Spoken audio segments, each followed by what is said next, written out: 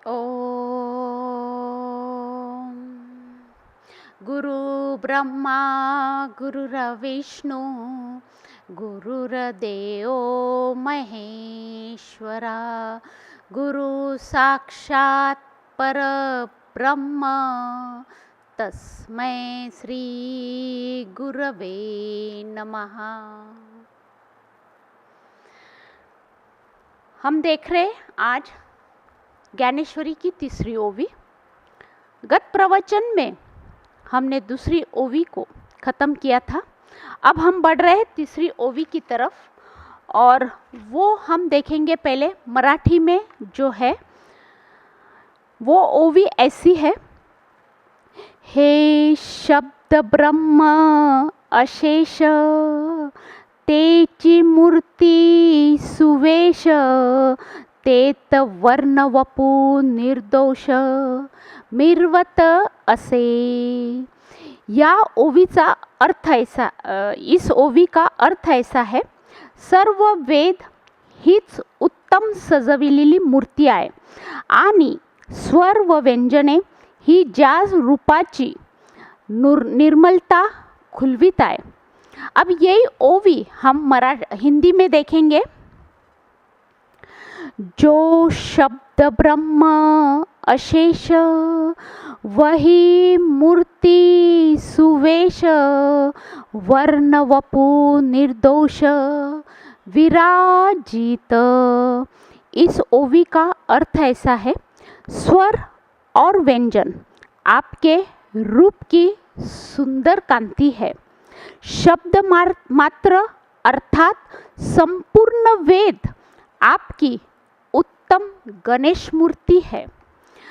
अब जैसे ज्ञानेश्वर जी ने यहाँ कहा है कि गणेश जी आपकी मूर्ति कैसी है, तो आपकी जो मूर्ति है वो चार वेदों का एकत्रीकरण यानी चार वेदों का जो सार निकला है उससे आपकी मूर्ति बनाई हुई है। यानी चार वेद यानी ऋग्वेद, यजुर्वेद, अथर्ववेद और सामवेद, ये चार वेदों का एकत्रीकरण करके जो सार बना है और जो चेतन धारा इससे निकली है वो मूर्ति गणेश जी आपकी है, ऐसे ज्ञानेश्वर जी कह रहे हैं। और देखो कैसे ज्ञानेश्वर जी गणेश जी को प्रसन्न कर रहे हैं। आपकी जो सजाई हुई मूर्ति है वो चार वेद से बनी हुई है और इस वजह से आपकी मूर्ति बहुत ही सुंदर दिख रही है। यानी आपकी जो सुंदरता और निर्मलता जो है वो क्या बता रहे हैं, वो आपके स्वर और व्यंजन है। यानी स्वर किसके, तो स्वर जो है वो वेद के है यानी व्याकरण। ये आपकी सुंदरता और निर्मलता दर्शा रही है। यानी ये जो वेद के जो शब्द मात्र है यानी वो जो व्याकरण है वो आपके रूप को दर्शा रहे हैं, यानी वो आपके रूप को प्रकाशित कर रहे हैं।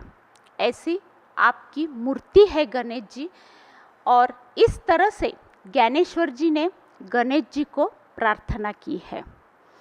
अब हम देखेंगे चौथी ओवी। पहले मैं मराठी में लूँगी चौथी ओवी।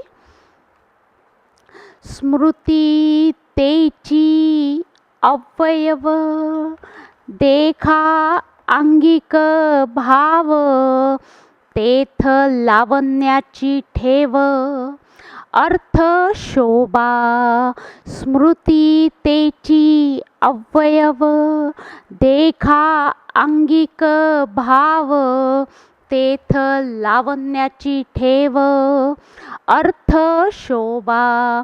इस ओवी का अर्थ ऐसा है की मनवादी स्मृती हेच त्या शरीराचे अवयव आहेत। त्या स्मृतीतील अर्थांच्या सौंदर्याने लावण्याची खान झाले आहेत। यही ओवी हम हिंदी में देखेंगे। स्मृति वही अवयव, देखो आंगिक भाव, पूर्ण लावण्य लाघव, अर्थ शोभा। इस ओवी का अर्थ ऐसा है, देखो कि मनवादिक स्मृतियाँ उस शरीर के अवयव है एवं उसकी रचना अवर्णीय है। उनका सुंदर अर्थ यही सौंदर्य की खान है। यहाँ पे ज्ञानेश्वर जी ने अपना जो बताया है वेद के बारे में कि अगर हमें गणेश जी की मूर्ति को जानना है तो हमें वेद को देखना होगा, वेद को जानना होगा, वेद का अभ्यास करना होगा, तो ही हम गणेश जी की मूर्ति को समझ सकते हैं। इस वजह से ज्ञानेश्वर जी ने वेद को प्रणाम किया है और फिर गणेश जी को भी वो उसी ढंग से प्रणाम कर रहे हैं। अब यहाँ पे स्मृति तेजी अवयव यानी स्मृति ग्रंथ के बारे में बताया है। अगर सामान्य भाषा में अगर कहा जाए स्मृति और श्रुति ये ग्रंथ है, ये क्या है, आज हम समझ के लेंगे ये क्या है। अब श्रुति ग्रंथ है और स्मृति ग्रंथ है, यानी अब वेद कैसे प्रकट हुए, वेद कैसे प्रकट हुए। वेद कोई किताब नहीं है, वेद कोई किताब नहीं है, कोई मानव निर्मित ये ग्रंथ नहीं है। तो वेद कैसे प्रकट हुए, यानी जैसे हमने देखा ज्ञानेश्वर जी समाधि में गए, जैसे ज्ञानेश्वर जी समाधि में गए थे और उन्होंने वो ओंकार रूपी गणेश जी को अपने बुद्धि केंद्र में प्रस्फुटित किए, प्रतिबिंबित किए और वहाँ पे जो शब्द निकले, यानी बुद्धि केंद्र में जो शब्द प्रस्फुटित हुए, उन्होंने उस शब्द को सुना और वो शब्द याद करके उन्होंने वो शब्द अपने वाणी द्वारा प्रकट किए और फिर लिखने वालों ने लिखा।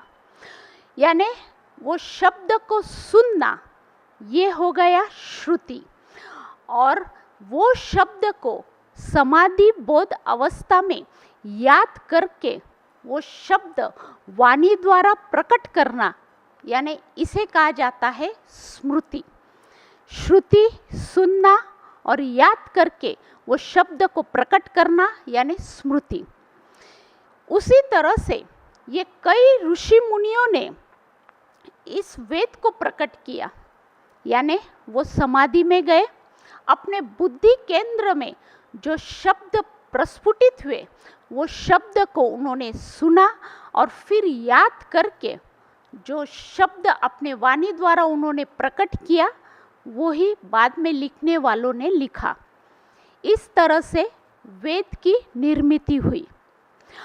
अब जैसे यहाँ पे ऐसा कोई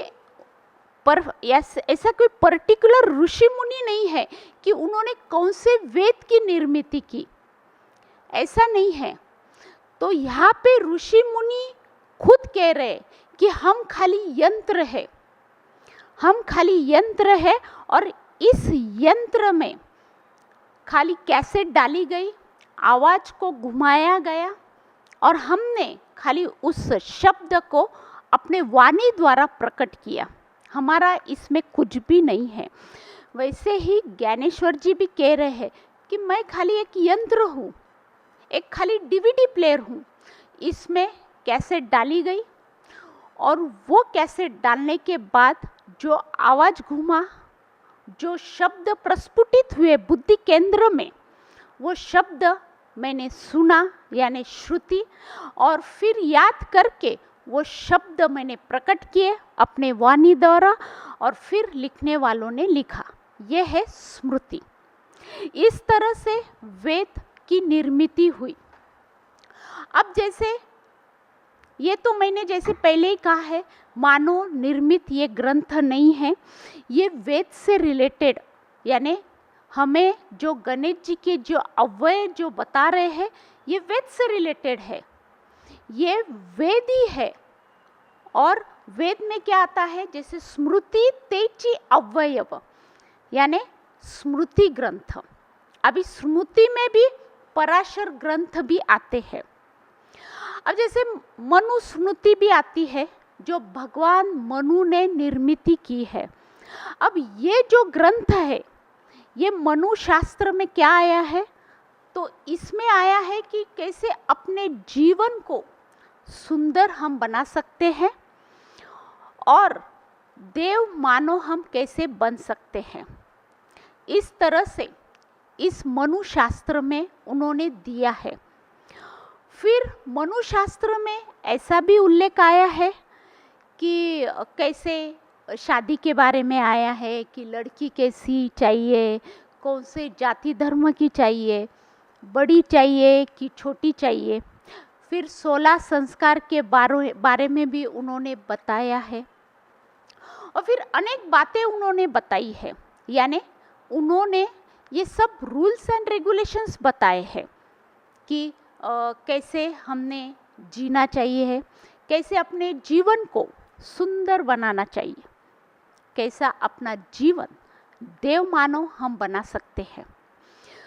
उसी तरह से ये जो आध्यात्मिक पद्धतियाँ है ये भी उन्होंने बताई है, यानी अध्यात्म में जो नियमावली है, जो नियति नियमन है, यानी जो रूल्स एंड रेगुलेशंस हमें फॉलो करने हैं वो भी उन्होंने बताया है।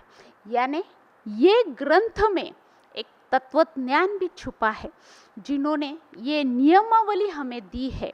ऐसे ग्रंथ ये क्या दर्शा रहे हैं, ये गणेश जी के अवयव है, यानी एक ग्रंथ यानी गणेश जी का एक हाथ, फिर दूसरा हाथ, दूसरा ग्रंथ दर्शा रहा है।